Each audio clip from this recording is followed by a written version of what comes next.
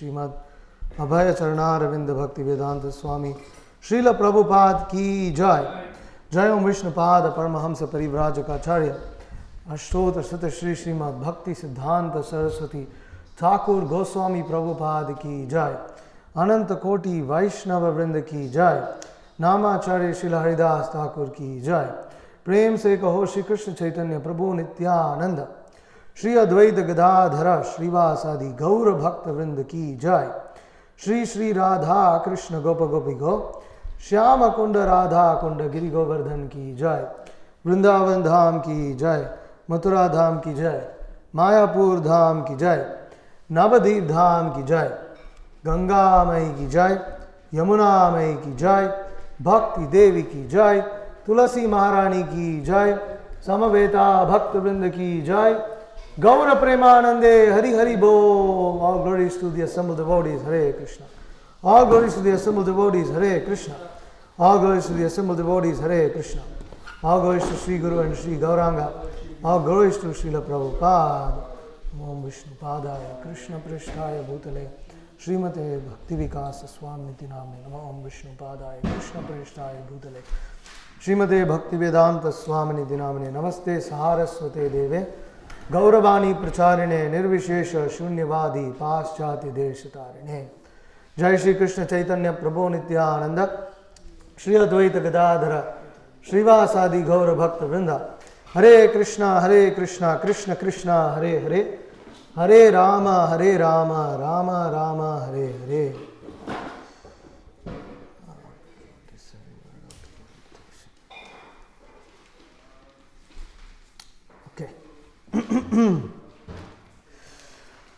All right. Om Namo Bhagavate Vasudevaya. Om Namo Bhagavate Vasudevaya. Om Namo Bhagavate Vasudevaya.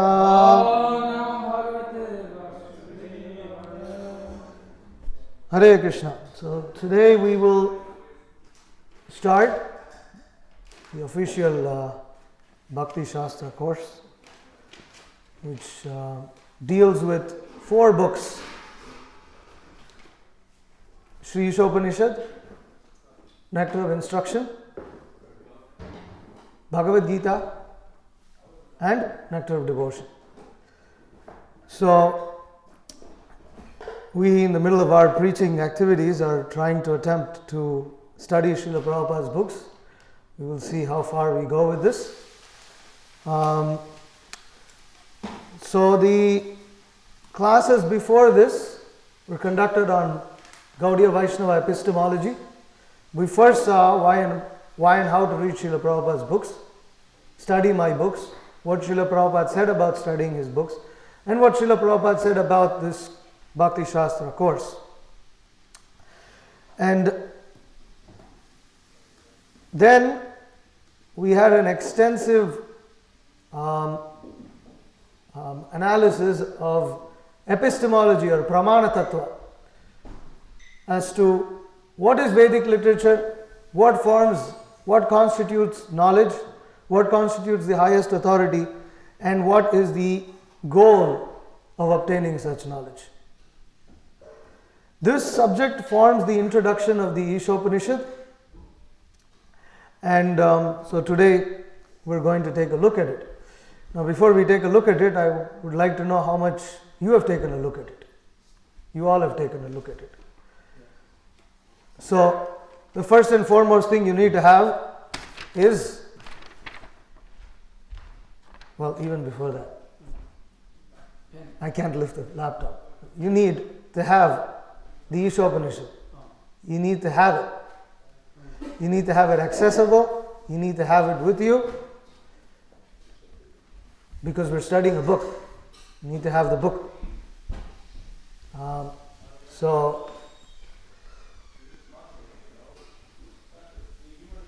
So you need to have the Ishopanishad with you.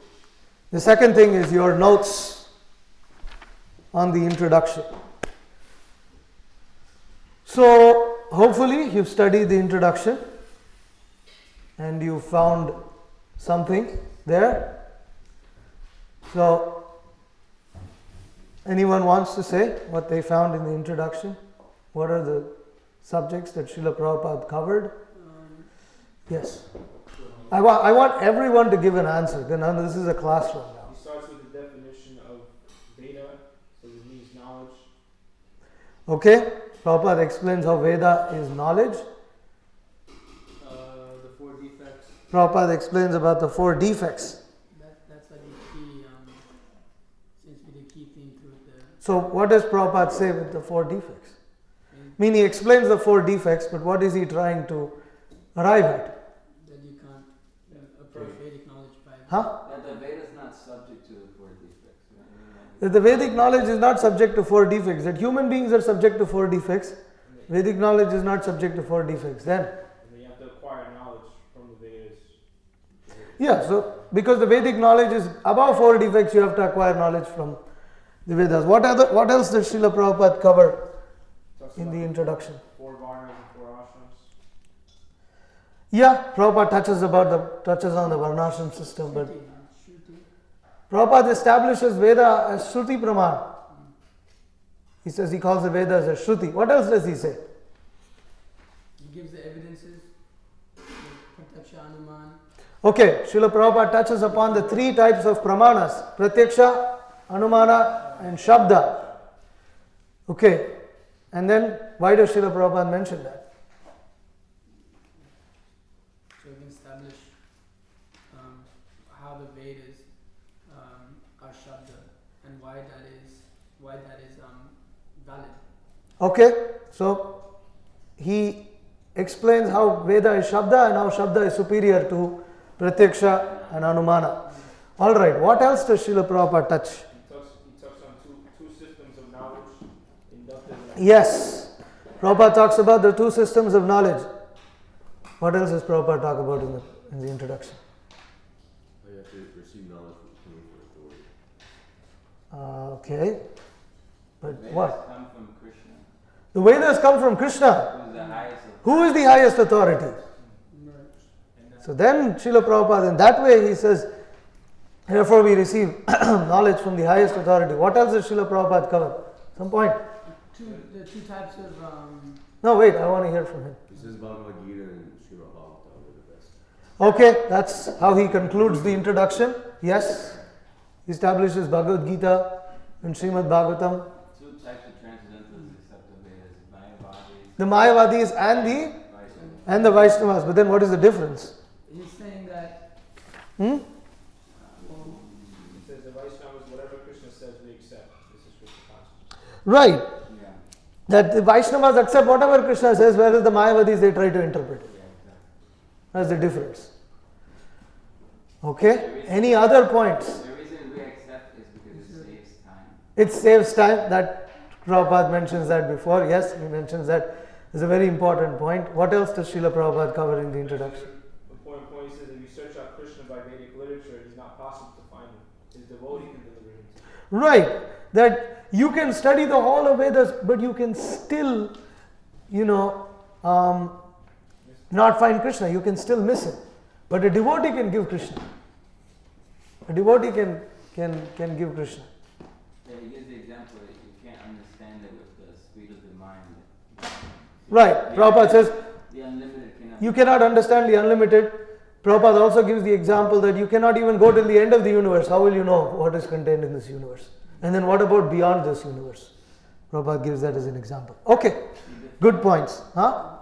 you also defines what a guru is. the characteristics. Guru is compulsory, he says. Yeah, this is a very important point. Prabhupada mentions in the purport what is the necessity of accepting a spiritual master. He also defines it. And he defines the qualifications of a spiritual master. He gives 2 qualifications. One who has heard from the Vedas and one who's established. One who has heard from authorities. One who has heard from the right source. Prabhupada uses the word source. Vedas. And then he should be established in Brahman or Krishna consciousness. Alright. Okay, so now we will go through the introduction in detail.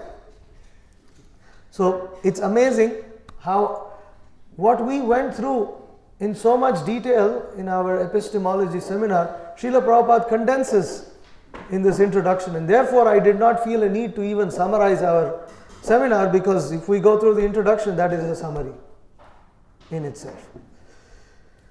Okay, so introduction. Teachings of the Vedas, delivered as a lecture by His Divine Grace A.C. Bhaktivedanta Swami Srila Prabhupada on October 6, 1969 at Conway Hall, London, England.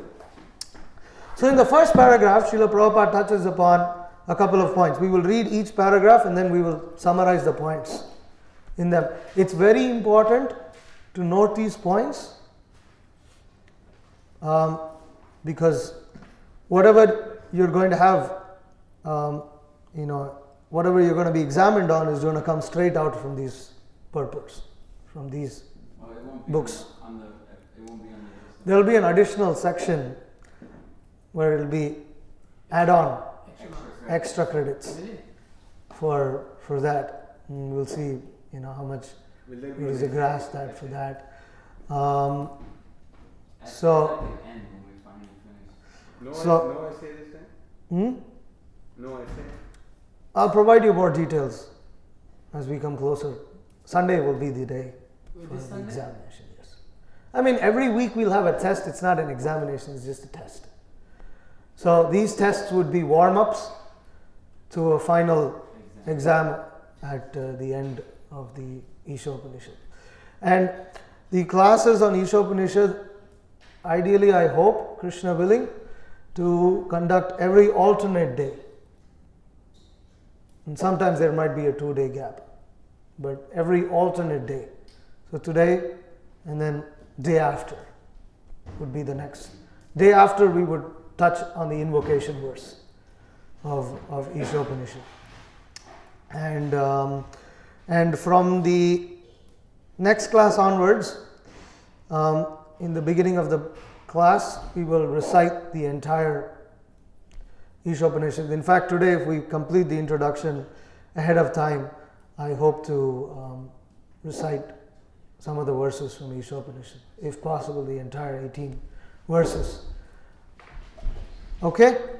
So, Prabhupada starts here by saying, ladies and gentlemen, today's subject matter is the teaching of the Vedas. What are the Vedas? The Sanskrit verbal root of Vedas can be interpreted variously, but the purport is finally one. Veda means knowledge. Any knowledge you accept is Veda. For the teachings of the Vedas are the original knowledge. In the conditioned state, our knowledge is subject to many deficiencies. The difference between a conditioned soul and a liberated soul is that the conditioned soul has 4 kinds of defects. The first defect is that he must commit mistakes. For example, in our country, Mahatma Gandhi was considered to be a very great personality, but he committed many mistakes. Even at the last stage of his life, his assistant warned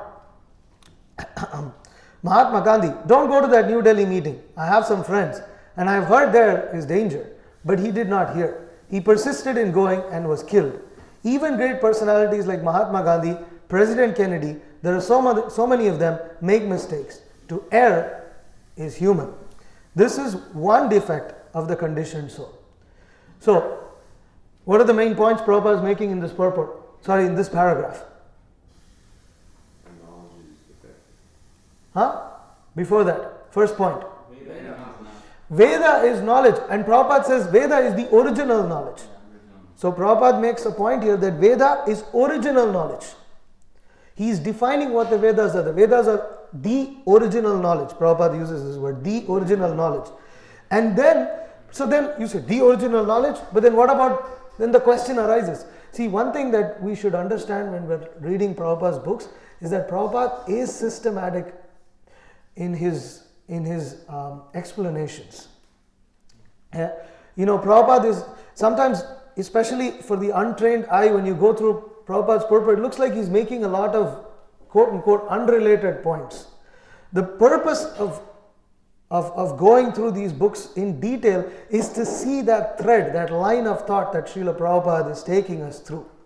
That will help us understand the purpose of why Srila Prabhupada is explaining a particular point to us and what conclusion he is directing us towards. So, so then the question arises, but what about the knowledge I've got? I've got knowledge as well. But then Prabhupada makes the point, but your knowledge is conditioned, is defective. He says, our knowledge is subjected to many deficiencies. Oh, really? What kind of deficiencies? What's the first deficiency? Huh? Not pramada, it's Brahma. Brahma, the tendency to commit mistakes. Prabhupada said, we all commit mistakes. And then Prabhupada gives an example here. The example is? Two examples actually. Gandhi and JFK. So Prabhupada gives an example of how Gandhi and JFK both committed mistakes. They were warned against doing something and they went ahead and did it and they lost their lives. So Srila Prabhupada makes this point here in the first paragraph. Second paragraph, Prabhupada continues explaining the defects. Another defect, to be illusion. Illusion means to accept something which is not. Maya means what is not. Everyone is accepting the body as the self. If I ask you what you are, you will say, I am Mr. John, I am a rich man, I am this, I am that. All these are bodily identifications, but you are not this body. This is illusion. What is this defect called? Pramada. This defect is called pramada. Prabhupada is explaining the defects in the same order. Brahma, pramada, vipralipsa, karna, patava. So this is pramada. Pramada means to be in illusion. Prabhupada says we're all in illusion. So, illusion means, Prabhupada says, Prabhupada gives the definition of pramada. To accept that which is not. This is called illusion.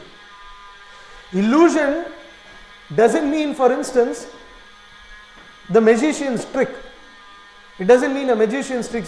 It doesn't mean a magician conjuring up some tricks. Illusion means to accept that which is not.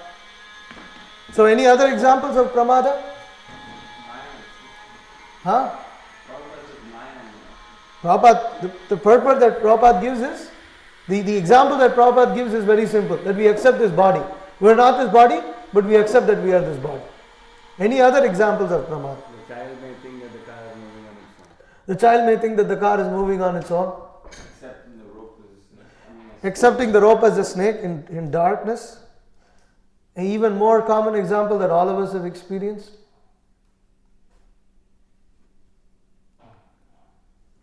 Prabhupada explains this in other places. A mirage. Or a mirage just on a hot road. You see, the hot, the tar surface, the black surface of the road looks like it's covered with water, but it's not. So that is another defect, to be illusion. So over here, let me clarify the difference between this course and a standard lecture is that in this course, especially when this is a lecture, so we're not going through very deep philosophical points. We are going through some philosophical points, but Prabhupada giving a lecture is explaining the philosophical points himself. Whereas in a purport, sometimes you can go further, look at it in different angles. So generally when we approach purports, it's going to be a little more of explanation. We'll be looking at different, if there are, we'll be looking at different commentaries of different acharyas. And but the main purpose of this thing is to see what Prabhupada said. What did Prabhupada say? And then we just accept it. The whole purpose of the seminar before was to arrive at this point is to just accept what Prabhupada says. That's why we went through that whole thing. Understanding all different types of knowledge, how knowledge should be understood, the 6 systems of philosophy and all this kind of things. So right now we are just interested in what Prabhupada said. Prabhupada said that, we accept it. This is why we are going through this course. So, the third paragraph, Prabhupada touches the third defect. What is the third defect? Vipralipsa, the cheating propensity. The third defect is the cheating propensity. Everyone has the propensity to cheat others. Although a person is fool number 1, he poses himself as very intelligent. Although it is already pointed that he is out, that he is in illusion and makes mistakes, he will theorize. I think this is this. This is this. But he does not even know his own position. He writes books of philosophy, although he is defective. That is his disease. That is cheating. So here Prabhupada explains about cheating, and what examples does he give? False. They claim to be. Although they're dumb, they think they're intelligent. People write different books and different philosophies. Now, the purpose of this course is also vichar. You study, but it's not just study, it's also one should be able to think. Can you think of examples of this? Oh, what, cheating prevention? Yeah. Prabhupada is not mentioning any specific personality. Politicians may think, may say that, oh yeah, we will definitely provide for you, you just vote for us, but then, you know they're cheating you, everyone knows. Businessmen. Yeah. Businessmen. For you, Well, that's there, that cheating propensity. Yes. So a politician is, for instance, he is making so many promises. We'll do this, we'll do that. I will make sure, we will make America great again. We will bring the economy back roaring and this and that, all sorts of things. What is that? Make America great again. We will re-establish the American dream. It's a dream in the first place. I don't know where you're going to establish it on, because it's a dream. And then, so this is an example. Politicians are cheating. Can someone give an example of the point that Prabhupada is making right here? Huh? Scientists theorizing, oh, the world was created like this. Maybe life came from like this. And Prabhupada would congratulate his disciple Bhakti Swarup Damodar Maharaj for once challenging one of the professors in a lecture at his university, where the professor said, yes, these are the basic elements that are there, the constituents that are needed, to create life. And then Bhakti Swarup Damodar Maharaj gets up, he says, okay, so if I provide these elements, if I provide all these chemicals to you, can you mix them and create life? No, I can't. That I cannot say. And Prabhupada was very happy. He would quote this so many times. He said, see, our disciples are challenging all these PhD, bogus scholars, frog-like scientists. Prabhupada would say that. So that Prabhupada is giving. He writes books of philosophy. That is his disease. He is cheating. Okay? Also the Guru, if he's not providing us with the knowledge, although he has it. Right. Acharya has explained that when the Guru has knowledge and doesn't provide it, that is also viparalipsa. That is also cheating. Okay. Then, the fourth paragraph. Our senses are imperfect. Prabhupada makes this point. We are very proud of our eyes. Someone will challenge, can you show me God? But do you have the eyes to see God? You will never see if you haven't the eyes. If immediately the room becomes dark, you cannot even see your hands. So what power do you have to see? We cannot therefore expect knowledge, Veda, with these imperfect senses. With all these deficiencies, in conditioned life, we cannot give perfect knowledge to anyone, nor are we ourselves perfect. Therefore, we accept the Vedas as they are. So what are the points Prabhupada is making here?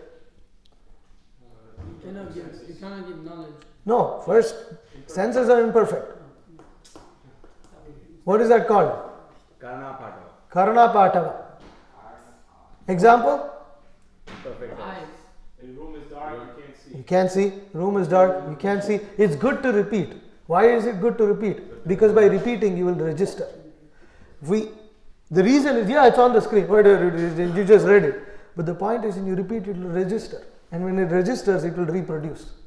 Otherwise, you cannot reproduce. That's the whole purpose of Shruti. The Shruti you hear and you're supposed to recite. You could just hear, I heard, okay. It doesn't work that way. You have to repeat. This is Shruti, this is knowledge. Vedic knowledge has to be repeated. So, repeating the words of the Acharya purifies us. So, you cannot even see our own hands. So, the senses are imperfect. And then, what is the... Can you show me God? Yeah, Prabhupada says, can you show me God? People are so interested, they're obsessed with this point. Can you show me God? Can you see God? Can I see God? There's so much emphasis on seeing. Seeing is believing, they say. But seeing is not believing. Hearing is believing. You hear. Where did you see the coronavirus? You believe it exists, right? No one who has seen it? Only the scientist has seen. You heard from him and you believe it. Doctor is saying you believe it. Why do you believe? So hearing is believing. Not seeing is believing. Seeing comes later. First you hear.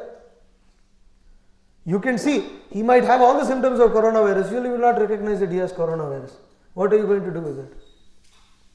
You know. So, seeing is not believing, hearing is believing. So then Prabhupada concludes. What is the conclusion he makes here? That we should have said Yeah, but why? Perfect knowledge. because we're infected. So we are defective. Prabhupada concludes by these 4 points that we are defective and therefore we are not perfect. Prabhupada says we are not perfect. Therefore now, since our knowledge is not perfect, Prabhupada is arriving at the conclusion that now we must derive knowledge from another source. This is the conclusion Prabhupada is arriving at. We have to derive knowledge from another source. And what is that source? The Vedas.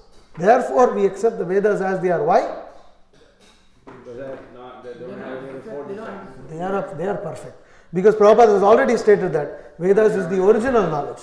Is the original knowledge. Okay, now I'm not going to read every paragraph. I'm going to see what devotees have. What's the next paragraph covering on? Because I've written notes. You should have had it. Varnashram.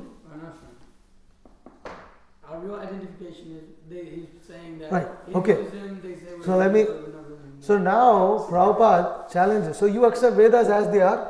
What is the logical point that Prabhupada is making in this next paragraph? See, the challenge arises, it's just your blind faith. It's just your blind, you're just a religion. You see, just like Christians accept Bible, Muslims accept Quran, you're accepting Vedas because you're Hindu. The Prabhupada addresses that point. We may call the Vedas, you may call the Vedas Hindu, but Hindu is a foreign name. We are not Hindus. Don't try to put us in a box and shove us away. Immediately Prabhupada is attacking that. Because Prabhupada is answering challenges from a conditioned mind. And this is how he goes through the entire thing over here. So Prabhupada challenges the concept, your blind faith. And he says, so you think you're such a big logician that you're challenging us that you have blind faith. And then Prabhupada comes here. He comes to the purport. He said, first he defines who we are. Which you're asking. First let's clarify who we are. Who are we? Spirit soul. No. We're followers. That's not what Prabhupada says here. They're not followers of Varnashram. We're talking about the purport. We're talking about what Prabhupada says here. Followers of Varnashram. We're the followers of the Vedas. We're followers of the Vedas, and what are the followers of the Vedas called? Varnashram. Varnashrama. This will be, for instance, one of the questions. Blank are called followers of the Vedas. It's bro. I got So that's you have to understand. Varnashrama denotes the followers of the Vedas. Is Prabhupada implying also with the first line that the Vedas is not like a sectarian thing? Yeah. So that's the next point Prabhupada makes. So then Prabhupada defines Varnashrama. He says this is how human society is divided into 4 Varnas and 4 Ashramas. And then what Prabhupada says, he says these divisions, and then he explains the 4 divisions. What are the 4 divisions? The 4 Varnas and 4 Ashrams. Yeah, what are they? Brahmana, Kshatriya, Vaishya and Shudra. Brahmana is Brahmana is the head of the society. the intelligent class. You can look there and answer nothing wrong. But you have to give the right answer. Because it's right there. If I didn't want you to look at it, I wouldn't put it there. So, Brahmana is the intelligent class. And what is the other definition? He gives two definitions of Brahmana. Brahman janati iti Brahmanaha, and Prabhupada says they are the intelligent class. Okay, then Kshatriya, administrator group, Next intelligent class. and there is a second class intelligence. They are the next. Next class, second class. Okay, then Vaishya, mercantile group. And then Prabhupada says, these classifications, Prabhupada doesn't even explain Shudras here. Prabhupada doesn't explain Shudras in this particular paragraph. Prabhupada. And then Prabhupada immediately comes to, because Prabhupada is not interested in going to a detailed discussion about the Varnashrama, he is just trying to explain, look, these classifications are found everywhere. So basically Prabhupada is making the point that you all should also accept the Vedas. Because you are also, don't you have administrators? Don't you have intelligent people? Don't you have mercantiles people? People in business?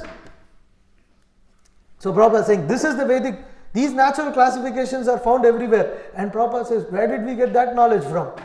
That is also from Vedas. And therefore we accept it. See, I've told you something that you are experiencing that you yourself have not realized. This is Vedic knowledge. And therefore we accept it. Vedic principles are accepted as axiomatic truths. And there cannot be any mistake. That is acceptance. So what is acceptance? You accept something as an axiomatic truth. Which means it's free from any defects, and axiomatic truth means beyond discussion. It's beyond the level of examination. So Prabhupada says here, for instance, then Prabhupada gives an example. Prabhupada says that the Vedas are beyond the purview of logic. And what example does Prabhupada give? Cow dung. He says cow dung is considered pure. Whereas generally, if you touch stool, you have to take bath. But Prabhupada is saying cow dung is considered pure. And Prabhupada says, and now even material scientists, some prominent scientists in Calcutta analyze that cow dung contains all antiseptic properties. So generally you would think that, dung is considered very horrible, disgusting. Why would you touch dung? Why would you touch it? It's considered bacteria, infectious and all this. So, but Vedas say that if you smear cow dung in some place, it becomes pure. So this is contradictory. So Prabhupada is saying this Vedas is beyond the purview of dry logic. So don't challenge it on the basis of dry logic. This is what he covers in this paragraph and the next. The next paragraph also Prabhupada explains. He further explains what? He explains what axiomatic truth is. He gives a cultural definition. He gives a cultural definition to axiomatic truth. How axiomatic truth is accepted in common parlance. What is that? In India, one person may tell another, you must do this. The other party may say, what do you mean? Is it a Vedic injunction? Is it a Vedic injunction? Does that mean I have to follow? Does that mean I have to follow? So this is called Vedic injunction. So Vedic injunctions, so here Prabhupada makes the point that Vedic injunctions cannot be interpreted. If you carefully, but then Prabhupada says, but ultimately Prabhupada says, if you carefully study why these injunctions are there, you will find they are all correct. Prabhupada makes this point again later in the introduction. So it's interesting. How do you understand this? Prabhupada is saying Vedic injunctions cannot be interpreted, but if you study them, you will understand that they are all correct.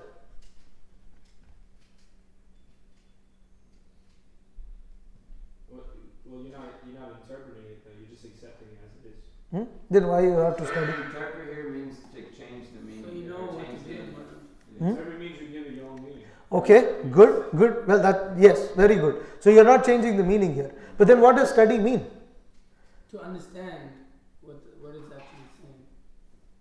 Study means you actually experiment, you would find out that it's a reality. Right. Study means that, you see, study doesn't mean experimentation in the sense of dry logic, but study means to understand every single point.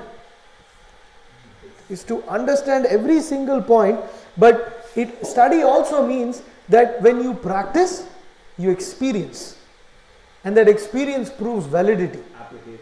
So there is application. So here that's what Prabhupada says, when you study why all these injunctions are there, you will find that they are all correct.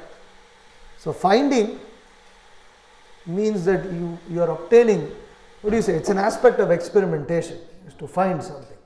But it's not the experimentation where let's see if this is right or wrong. No, you accept it as right, and then you put it into practice and you see that it's right. So it's interesting how it is. Okay, next paragraph. So here Prabhupada just makes one point here in this purport. In this paragraph. What is that? The Vedas are not compilation of human knowledge. That's it. This is the point here. That the Vedas are not compilations of human knowledge, and that Vedas come from Krishna. They come from Krishna. And because they come from Krishna, because they are not compilations of human knowledge, they are beyond what? Experiment.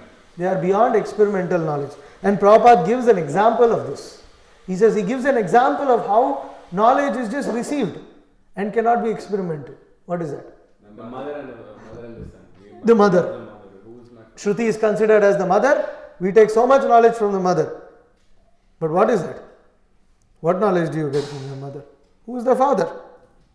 You need the knowledge, who is the father? So, you want to know who your father is? You cannot experiment. You have to ask your mom and you have to accept. Similarly, if you want to know something beyond your experience, beyond your experimental knowledge, beyond the activities of the senses, then you have to accept the Vedas. There is no question of experimenting. It has already been experimented. It is already settled. The version of the mother, for instance, has to be accepted as truth. There is no other way. So, Prabhupada is making that. And then Prabhupada further explains, in the next paragraph, he explains a couple of points. What are they? Veda is considered the mother and Okay. Brahma is the grandfather. So, Brahma, Vedas are considered the mother, and who's the father? The spiritual master. The spiritual master is the father. Guru is the father. Very good. So, Guru is the father, and who is Brahma? The grandfather. The great grandfather, the forefather. Grandfather, forefather were first to be instructed in Vedic knowledge. In beginning, the first living creature was Brahma. He received this knowledge and imparted it through disciplic succession. And this is the way Vedic knowledge is received. They distributed it. In this way, Vedic knowledge comes down by disciplic succession. What is the benefit of getting it in this way? Saves time. Prabhupada says it saves time. If you make experimental endeavor, Prabhupada says, you can come to the same conclusion. But just to save time, you accept it. If you want to know who your father is, if you accept your mother as authority, then whatever she says can be accepted without argument. You can go, you can conduct a genetic test, this and that. But if you just accept your mother, finished. Simple. You save so much time, so much energy. So that's, and then Prabhupada continues. Then Prabhupada says, what? Then Prabhupada gives an explanation as to the three types of pramanas, three types of evidences. Three types of evidences. So what is the first evidence? Pratyaksha. Pratyaksha. What is Pratyaksha? Direct evidence. Direct evidence. Prabhupada uses the word direct evidence, not sense perception. Direct evidence. Although Prabhupada in other places uses the word sense perception, here in the introduction to Ishopanishad he gives a definition called direct evidence. And what is Prabhupada says direct evidence? But it's not very good because the senses are not perfect. Yeah, comes from the senses. Senses are not perfect. What is the example that Prabhupada We have gives? seen the sun daily, but appears to be just Sun a could be small- large. Sun looks so small. It looks smaller. The sun looks smaller than your own hand. You put your hand next to the sun globe and the sun is rising. It looks smaller. But even when the sun is in the sky, I can cover the sun with my eyes. See, with my hands. So, see, the sun is smaller than my hand. No, it's not. The sun is much larger. So this direct evidence is imperfect. What is the value of our seeing? Prabhupada is saying, what is the value? What is the value of this seeing? Again, Prabhupada attacks, among all the direct evidence, Prabhupada attacks the seeing. Seeing. Prabhupada attacks seeing. Because we get Okay. so much balance. So direct experience is not perfect. Then is Anuman, inductive knowledge. It may be like this, hypothesis, and then Prabhupada gives another example. Darwin's theory. His favorite example could be said. When he likes to attack speculative philosophy, generally he chooses Darwin a lot of the time. Darwin he can think his forefathers are monkeys, but our forefathers are not monkeys. Maybe his forefathers are monkeys. So Prabhupada says Darwin theory said it may be like this, maybe like that, but that is not science. That is a suggestion. And that is also not perfect. So Prabhupada attacks science here. And then Prabhupada concludes. He gives an example to the next type of pramana before he explains it. Before he gives the name for it. So Prabhupada explains Shabda Pramana. He says, what is the type of knowledge that is the best? Accepting from authority. Accepting from authoritative sources. That is perfect. And the example that Prabhupada gives? Radio station. Radio station authorities. Program. You want to know a program right from the radio station authorities? You accept it. You don't deny it. You don't have to make an experiment because you accept it from the authoritative source. You can make. So now Prabhupada is explaining how you can experiment on this. You see, this is how you can experiment in Vedic knowledge even if you have to. You first have to accept. And then you can try. Okay, so now it's going to be next program, it is saying some program, whatever. Next there is a cooking class that's being explained here. The next is a yoga class. The next is a marma class. So then you look at all these, the program guide, and then you will look at the yoga class and the marma class and the yoga cooking class, and yes, it's perfect. It's authoritative. But if you had just accepted, it would have saved time. Okay? So then in this purport, Prabhupada explains what is Shabda Pramana. What is Shabda Pramana? Vedic knowledge is called Shabda Pramana. Vedic knowledge is Shabda Pramana. What is Shabda Pramana? Vedic knowledge is Shabda Pramana. And this is Shruti. How is it received? By oral reception. Because it is received through oral reception, it is called Shruti. And the Vedas instruct to understand transcendental knowledge, we have to hear from the authority. And what does this Vedic knowledge give? What information does it give? Knowledge beyond this universe. It gives knowledge beyond the universe, and we need to know knowledge beyond this universe. And Prabhupada says, you are not even able to get knowledge within this universe. Why? Senses are imperfect. Huh? Senses are imperfect. Yeah. But what does Prabhupada state here in this purport? Obviously, I am going through every line of Prabhupada's purport, but that's how it is. Full knowledge is impossible. What was the question? You see, Prabhupada says, Vedic knowledge gives us knowledge from beyond the universe. And Prabhupada says, but within this universe is material knowledge. And Prabhupada says, beyond this universe is transcendental knowledge. Now, why can't you receive knowledge from beyond this universe? So we can Because you're trying to ascend. Because we have material senses. Okay. You can't even know what's in this book. Now just look at the screen, Prabhu. We said this. You can't even go to the End of the universe. We said that the first point. You can't even go to the end of this universe. Huh? The point is, you have to make your point. That the point that Prabhupada is making is that you cannot even go to the end of this universe. How can you go to the spiritual world? How can you gain knowledge from beyond this universe?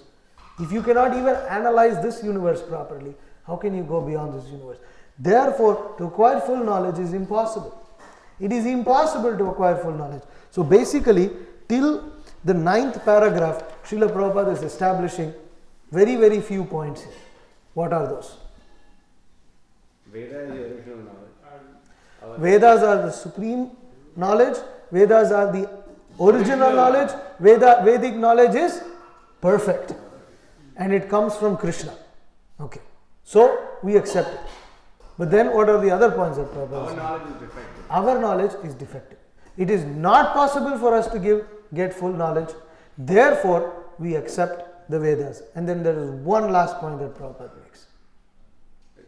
Shabda Pramana is pure. No, that's all under the same. It has to be accepted through the Guru, through You have to hear from authoritative sources. So you have to hear from authoritative sources. How do you accept this? You hear from authoritative sources. Right? This is what Prabhupada has covered so far. We are defective. We are defective both in terms of our so-called dry logic and understanding. We are defective in terms of our senses. We are defective in terms of our direct perception. We are defective in terms of because we have a tendency to commit mistakes. All the 4 defects. Therefore, we accept the Vedas as authority. We accept it through the spiritual master. It gives perfect knowledge. It comes from Krishna. And it comes through disciplic succession, and doing so saves time. Okay? Now Prabhupada explains what the Vedic knowledge, what Prabhupada starts to explain what the Vedic knowledge consists of. What does the Vedic knowledge give? And he explains how this Vedic knowledge is obtained. So far he gives the theory that Vedic knowledge has to be obtained. Now he explains how Vedic knowledge is to be obtained and what is the goal of obtaining such Vedic knowledge. Okay? So the 10th paragraph, Srila Prabhupada explains. What is the first? There is spiritual side. Yeah. So Prabhupada says that, he says you have to accept Vedic knowledge. So Prabhupada continues that point experimentation is not possible. And then what is the point that Prabhupada makes here? There is a spiritual sky. Okay. There's another nature beyond. No, look at your notes if you have anything. Manifestation and non-manifestation. Two classes. Said all this knowledge is. We are accepting knowledge from Krishna, and that Krishna is the highest authority, and that Krishna is accepted as the highest authority by all authorities. Krishna, all authorities have accepted Krishna as the Supreme Personality of Godhead. Prabhupada is defining here what are those authorities. You say, see, the thing is we have to accept Vedic. Okay, let's look at the logic of how Prabhupada is coming in this introduction. Vedic knowledge is perfect, we are defective, therefore we have to accept Vedic knowledge. Vedic knowledge comes from Krishna, we have to accept Vedic knowledge from authority. Then Prabhupada is saying, Prabhupada is different. So who is the Krishna is that highest authority, right? But now who am I supposed to accept it from? Now who is the authority for myself? Prabhupada says, then Prabhupada defines who these authorities are. He gives examples of authorities. And who are those authorities? He gives transcendentalists. He says there are two classes of transcendentalists. He's accepted highest authority by all classes of men, and Prabhupada defines two classes of transcendentalists. One is the Mayavadi, led by Shankaracharya, and then you have the other class of transcendentalists called the Vaishnavas. And this is Ramanujacharya, Madhvacharya, Vishnu Swami, etc. And both the Shankara and the Vaishnava Sampradaya have accepted Krishna as the Supreme Personality of Godhead. Then Prabhupada explains, he gives a little explanation as to how Shankaracharya is actually a covered personalist. So that's where he goes there. And then Prabhupada comes. Then Prabhupada concludes. So Krishna is accepted as the Supreme Personality of Godhead by all transcendentalists. There is no doubt about this. That is Vedic knowledge. Since the Vedic knowledge is pure, we accept it. Whatever Krishna says, we accept. This is Krishna consciousness.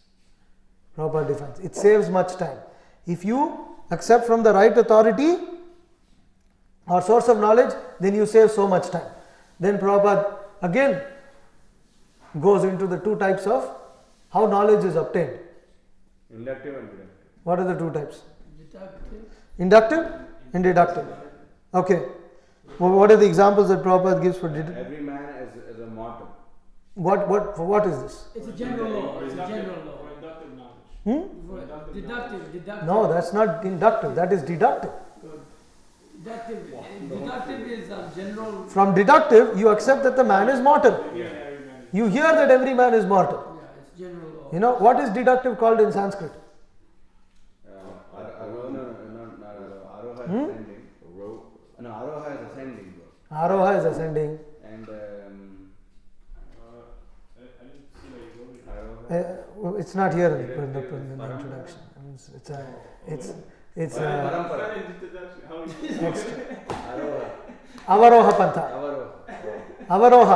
Avaroha is called deductive. Aroha is called inductive. So Prabhupada gives the example of, you want to find out if every man is mortal. Can you go and check? Is it possible? Is it possible to go and see every human being in this universe and make sure that every human being is mortal? No. So you accept it. Because why? You've seen your forefathers say that, you see your teacher say that, you see the bus driver say that, you yourself have seen so many people die. So you accept. That's all. Inductive knowledge. What is inductive knowledge? Prabhupada is called Aroha. Prabhupada doesn't mention Avaroha, but he mentions Aroha. This is called ascending process. And what is ascending process? trying to attain knowledge by personal endeavor. By personal endeavor. By exercising imperfect senses. By exercising your imperfect senses, you will never come to the right conclusion. It is not possible. And Prabhupada doesn't give explanations here. Why? Because he already gave. He already gave explanations. Okay.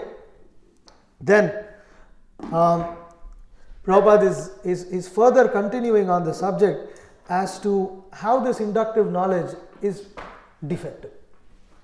In the example that Prabhupada gives here, he says that the mind runs in the speed of an airplane. we've heard how Srila Prabhupada explains that what is the example that Prabhupada gives here? How to understand that the mind runs in the speed? Even if the yogis, they travel the speed of mind. You can think of being in Delhi. And immediately you're there. Prabhupada says, immediately you think you're in India, 10,000 miles away, and at once you're in India. Your mind is gone. The mind speed is so swift. And what does the Brahma Samhita say? Okay. Right. What does that mean? That the yogis, they travel with the speed of their mind. But even if they travel at the speed of this mind for millions and millions of years, you cannot reach. You cannot reach what? The lotus feet of Krishna, even the light emanating from Krishna's lotus feet. You cannot reach the spiritual sky. You cannot reach the spiritual sky. So, what are you going to do? What are you going to do with your inductive knowledge? Nothing. You can't. Your mind is so powerful, such a powerful mind cannot reach the spiritual sky. Therefore, what is Prabhupada? Therefore, you need to approach authority. And then Prabhupada defines who is that authority. It is rightly heard from the right Qualification is source. right. Practically Prabhupada says, He has rightly heard from the Vedic message from the right source, and he must practically be okay, established in Prabhupada gives two qualifications as the spiritual master. He must have heard it from the right source. Now, what is that right source? bona fide Guru Parampara. his spiritual master. Vedic message Coming from bona Krishna. fide Guru Parampara. Coming from Krishna. Yeah, but what His is spiritual master. he heard it from his spiritual master. The authority is one who has heard from an authority. The ultimate authority is Krishna, but the spiritual master is authority because he has heard it from the right authority. Okay? The second qualification is He must be firmly established in Brahman. in Brahman or Krishna consciousness. Otherwise, he is not bona fide. Okay? He must be Practical. Right. Practically be firmly established in Brahman, which means he must Be practical. exhibit the characteristics of being fully Krishna conscious. Okay, fully self-realized. Okay, paragraph 14. personal Brahman is not Yeah, he is extremely bad. All right, paragraph 14. Sorry, paragraph 12. I'm sorry. Krishna consciousness movement is completely based on Vedic principles. Right. So Prabhupada is explaining. Now he's saying our Krishna consciousness movement. This is based on the Vedas. This is based on the principles of the Vedas. Why? Why? Krishna says in the Bhagavad Gita, the aim of Vedic research is to find out Krishna. And Okay. that's what the Krishna consciousness movement is. Okay. So Prabhupada says the actual aim of Vedic research is to find Krishna. We call ourselves Krishna consciousness. We are searching after Krishna. Okay. Then Prabhupada is making a point about Krishna's inconceivable nature. He says you want to understand Krishna. You have to find out Krishna. The aim of Vedic research is to find out Krishna. Okay. But then what is Krishna? He's He is infallible. all-pervading. He's all-pervading, he's infallible, he has innumerable forms, he has no beginning or end. And Prabhupada gives an example as to how his form is different from ours. He has so many contradictory qualities. He has so many contradictory qualities. What are the contradictory qualities? Prabhupada gives an example. Like for us, we can either be in an apartment or we can be somewhere else. Right. But for Krishna, He can simultaneously be in the apartment and he can be here, he can be everywhere.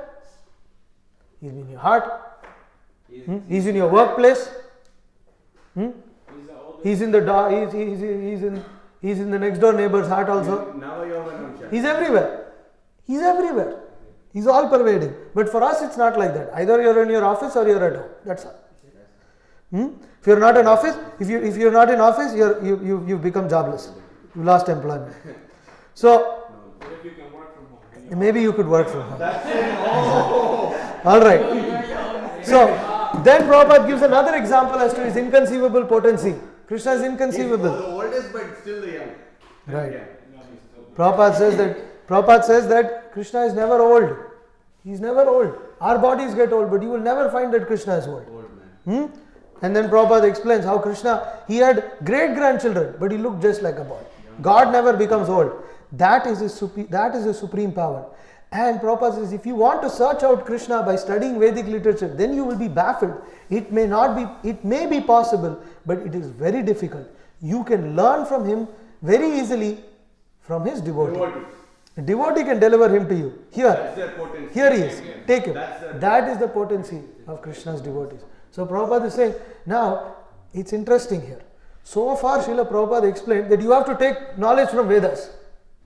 Now he's saying the purpose of learning all the Vedas is to find Krishna.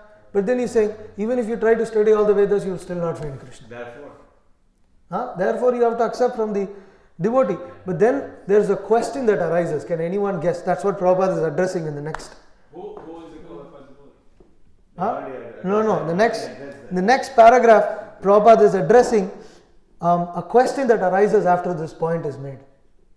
That even if you study all the Vedas, It's so, you might still not find. yeah. It's so vast. So you need a devotee. Okay. But what is the question? What is the question?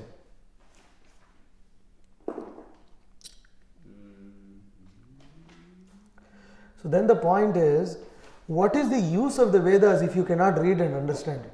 Why did he come back? Why did you come back? Why? What is the purpose of the Vedas if you cannot understand it? What's the use? There's some book that's written in some jargon. What's the use of that book? Right? Therefore, Prabhupada explains, see, you cannot understand, but that doesn't mean the Vedas can never be understood. The Prabhupada is being very clear. He says, if you want to search out Krishna by studying Vedic literature, then you may be baffled. I will not. Prabhupada is not talking about himself. He is Acharya. He can read Vedic literature, he will find Krishna. But that is not about himself, that is about you, all of us, conditioned souls. Okay? So, originally there was one Veda, then Prabhupada is explaining, and there was no necessity of reading it. People were so intelligent, they had such sharp memories, that they would immediately understand after hearing from the spiritual master. So you don't have to make all these notes and all these kind of things. But now you have to, because by hearing we don't understand. So their memories are very poor. Therefore, Vyasadeva, he put the Vedas into writing. And he said, therefore let me teach this Vedic knowledge in writing. And he divided the Vedas into 4. Rig, Sama, Atharva, Yajur. And he gave these in charge. Then Prabhupada explains these things here. And then ultimately Prabhupada concludes that he explains, what does he explain? He explains how you have the less intelligent class of men. Who are the less intelligent class of men? Dvijabandhu, Sri, Shudra and Dvijabandhu. Alright? And Prabhupada says he considered the woman class, Shudra, worker class and Dvijabandhu as less intelligent. Dvijabandhu refers to those who are born in a high family but who are not properly qualified. Learn these definitions. Dvijabandhu are those who are born but they are not properly qualified. That's what Dvijabandhu is. Those who are born in a family of Brahmana but who are not qualified as a Brahmana, or similarly Kshatriyas and Vaishyas. And for these persons, what did he compile? He compiled the Mahabharata and the 18 Puranas. And the Upanishads, what are the Upanishads? They are part of the Vedas. That's all. The Upanishads are part of the Vedas, and Vyasadeva summarized all the Vedic knowledge for scholars and philosophers in what is called as the Vedanta Sutra. This is the last word of the Vedas. So Prabhupada has brought us to the Vedanta Sutra right now. Just simple. Quick. Prabhupada has gone through the whole thing. Alright? And then, now what is Prabhupada coming to? Prabhupada is coming to the conclusion that Srimad Bhagavatam and Bhagavad Gita are our sources of knowledge. And this is the main purpose of this final paragraph here. And Prabhupada starts by saying, what is Vedanta? Vedanta means blank. The end of knowledge, correct? The ultimate knowledge. Prabhupada says the ultimate knowledge. And then Prabhupada says, what is that ultimate knowledge? Krishna is the ultimate knowledge. Because Krishna says, to understand all the Vedas, he said in the Bhagavad Gita, if you read all the Vedas, you have to understand me. So the ultimate knowledge is Krishna. And Vedanta is that ultimate knowledge. And Prabhupada explains that. He says, Bhagavad Gita, Krishna says, Vedasya sarve rahameva veda, Vedanta krit veda videva chaham. This is what is explained in all the Vaishnava commentaries. And then, but only in that Shankaracharya's commentary, there is this wrong understanding. That, so therefore we don't accept this Shankaracharya's commentary. And Prabhupada says, people think that only Shankaracharya's commentary is the commentary to the Vedanta. But no, the Vaishnava Acharyas also have commentary. And Prabhupada says, we Gaudiya Vaishnavas also have a commentary. What is that? Srimad Bhagavatam. No, Govinda Bhashya. It's called Govinda Bhashya. Okay? So, but then, what is the perfect Vedanta commentary? Srimad Bhagavatam. That was written by Vyasadeva himself, which is called the Srimad Bhagavatam.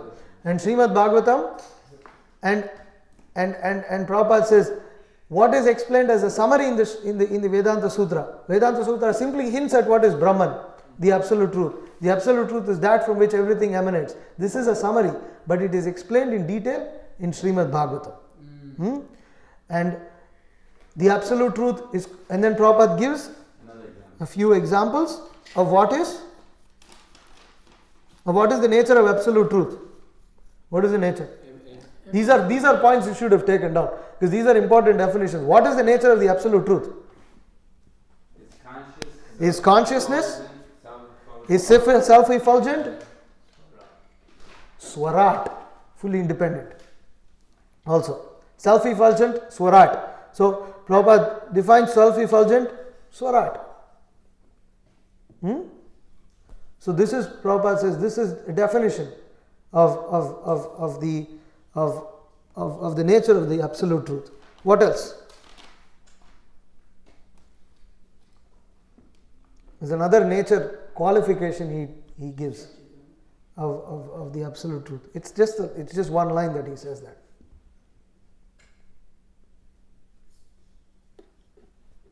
It's right there. You said that already. No, self-effulgent, conscious, yes. Absolute truth is from whom everything emanates. Absolute truth is from whom everything emanates. From whom everything emanates. That from whom everything emanates is the absolute truth. And Prabhupada says this is the difference. Prabhupada gives a difference between our. So you say consciousness, I also have consciousness. So am I of the absolute truth? Are we the absolute truth? I don't think so. Why? Why not? Why Everything not? is emanating from you. No, that's not the reasoning Prabhupada gives here. That's true. Are you That is true. Huh? Are you Swarat? We are not Swarat, but what does Prabhupada define for that? You can get knowledge. Exactly. Prabhupada says our consciousness means we are receiving and gaining knowledge from others. We develop our consciousness and knowledge by receiving knowledge from others. But the absolute truth is self-effulgent, which means he does not gain knowledge from anyone else. He is full of knowledge already. Everything emanates. Okay?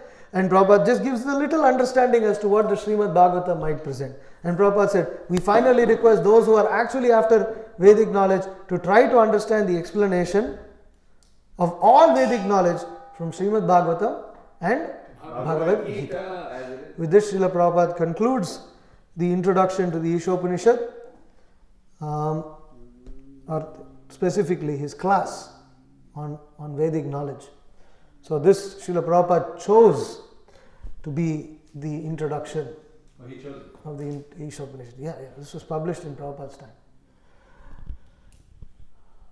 That last point is so the Vedanta Sutra explains that everything comes from the absolute truth, but the Srimad Bhagavatam explains what is the nature of the absolute truth. Right.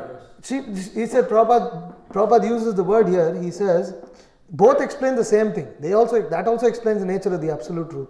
But Prabhupada uses the word. He says here, the Vedanta Sutra simply hints as to what is Brahman, and Prabhupada uses another definition. I mean, he gives another explanation here. He said this is a summary.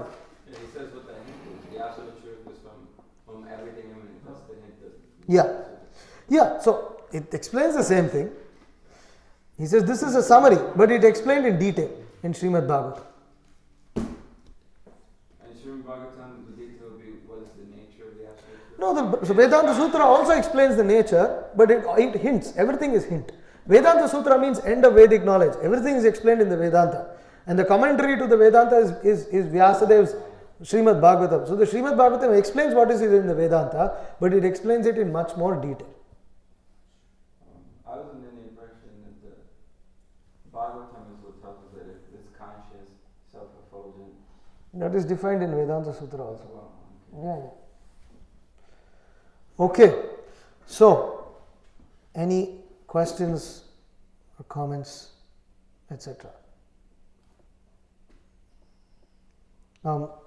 People from online are also welcome to participate if they have anything. That's cruise. There's two Jairams? There's two Jairams. Jairam wanted to. Okay, anyways. I think Venkataraman is Venkataraman and Jairam.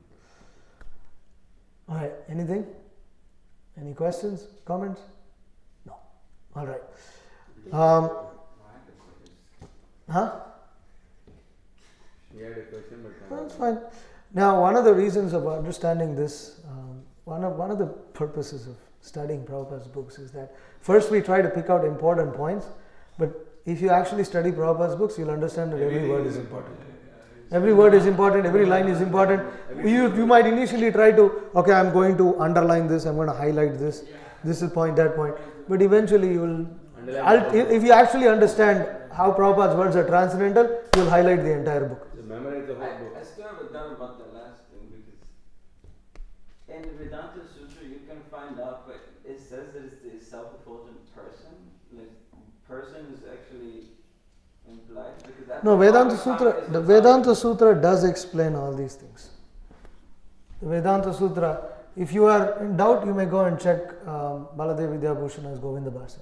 But that's not the Vedanta Sutra. That is? Comments of The commentary. Yeah, but it refers to every verse of the Vedanta Sutra, like Prabhupada wrote commentary to Bhagavad Gita, like that Baladev Vidyabhushana wrote a commentary to the Vedanta Sutra. And the Mayapur Gurukul, Gokul Chandra Prabhu said, has a copy of our ISKCON Sridhar Swami, who's passed away, and of his notes on how he drew parallels between every single phrase of the Vedanta Sutra to the Srimad Bhagavatam. Is it Sahotra Swami, I think? Oh, sorry, Suhotra Swami. I'm sorry, not Suhotra. I just Suhotra. wanted to Suhotra. send it if people want to see. Okay, there you actually they released it. All right. Well, maybe this is just notes. They I may thought that was the release it. whole point of the Bhagavatam is that Bhagavatam is like Krishna is a person, and that's why we need the commentary. Whereas the Vedanta Sutra, you can if you don't actually understand the Vedanta Sutra, you can derive that it's Isn't that the same with the Bhagavatam? The Mayavadis do the same thing. no, they don't comment on Srimad Bhagavatam. No, the Vedanta Sutra explains everything that the Bhagavatam explains. The Vedanta Sutra explains the same three subjects. We saw that the Bhagavatam touches: Sambandha, Abhideya, and Prayojana.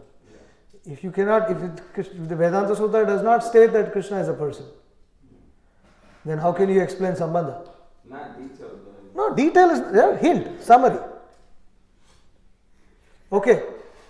is there a direct verse where it says Vedanta Sutra saying where you can? I am unfortunately not so educated in the aphorisms of the Vedanta Sutra, but there would be something in that regard that our acharyas would have commented on, because it's a very basic principle. But it is explained in different ways. Just like in the Ishopanishad, you have a verse. It says, "Let us see your face. Remove your effulgence so that we can see your face." Right. Hiranmayena patrena. The word, the specific word is. And then there are acharyas used to comment. What does that mean? See your face.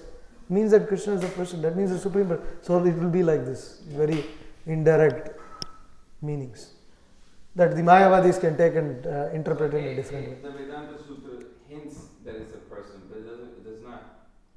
It's unless you have the commentary. No, the detailed explanation is not there. You will not find detailed explanations of Krishna's personality. Actually, that I don't know, because the Vishacharya commented upon the Vedanta Sutra and he saw it was only Radha and Krishna's pastime. Yes, So if but when you say Without hints, that, you wouldn't know that. yeah. I mean, but without any commentary, you wouldn't. No, it's see, when we say hint, it doesn't mean it's incomplete, it's complete, but it's locked. It's encrypted. That's why the word encryption is used. So it's locked. It contains everything, it's Purnam, it's perfect, Yeah. but it's difficult to Prabhupada said break. some Jairamana contains everything. There's only 4 lines, so like how much you can understand that. Anyways. Okay, so I think we will recite the verses from the next class, 8:42. We'll end here. All right. Thank you very much. Please take notes and read. You might have an idea now how we are going through these purports of Srila Prabhupada, how we will be going through these purports in the Ishopanishad. So please take notes. Please do a study before the next class, which will be day after tomorrow morning at 7:30 a.m. Okay? So we're going to resume regular Bhagavatam class. Thank you very much. There will be Bhagavatam classes on alternate days. So alternate days, like today we're talking on the Ishopanishad. Then day after tomorrow we will touch upon the Ishopanishad, and tomorrow it will be either Bhagavatam class or whatever we have to do. Sometimes we might read the Brahmachari book, have Mahakleen or something like that, or Ishtagoshti or whatever. Okay? Thank you very much. Shri Ishopanishad ki jai. Srila Prabhupada ki jai. Hare Krishna. Vancha kalpatarubhyascha kripa sindhubhyevacha patitanam pavanebhyo vaishnavebhyo namo namaha.